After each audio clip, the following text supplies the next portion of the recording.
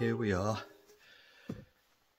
D-Day, 80th commemoration, thinking of the time when the Allied forces stormed across the Channel to Normandy, and it was the beginning of the end of the Second World War. It must have been horrific. I, some years ago, was invited to a game of paintball. It's the only time I've played it in my life. I did not enjoy it.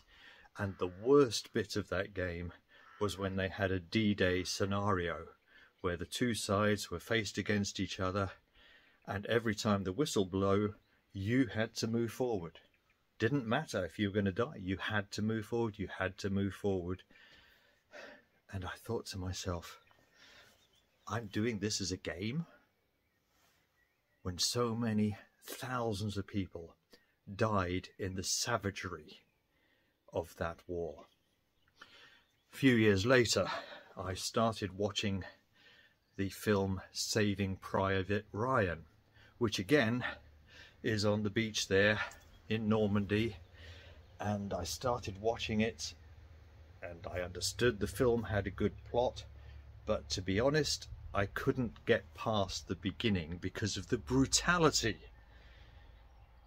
of that invasion scene, the death, the gore. And yet it's a film, so that's only a small part of what the reality would have been like.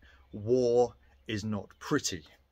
Whether it's the Second World War, going back further to the First World War today in Ukraine or in Gaza or anywhere else in the trouble spots of this world, war, in a sense, is a sign of failure. There is no good reason why we should be going out and killing each other, and yet sometimes we find we have to.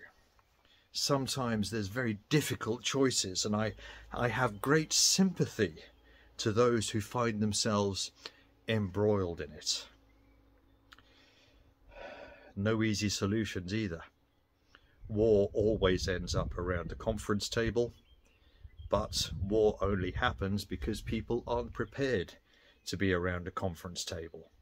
Until that happens, until there's a ceasefire, an armistice, some way of bringing things to an end. The other solution, and that's why I'm wearing this t-shirt this evening, Desmond Doss, a conscientious objector, a pacifist, somebody who refused to hold a gun, but who went to war as a medic, went through very difficult experiences with his colleagues who teased him and bullied him unmercifully because of his refusal to carry a gun. But if you've watched the film Hacksaw Ridge, you will see how many lives he saved because of his commitment to saving others rather than killing others. As I say, there's no easy solutions in war.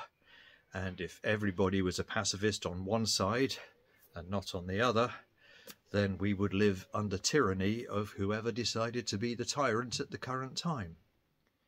But as individuals, we make choices, whether that's in our families, in our homes, in our communities. We make choices about fighting or peace.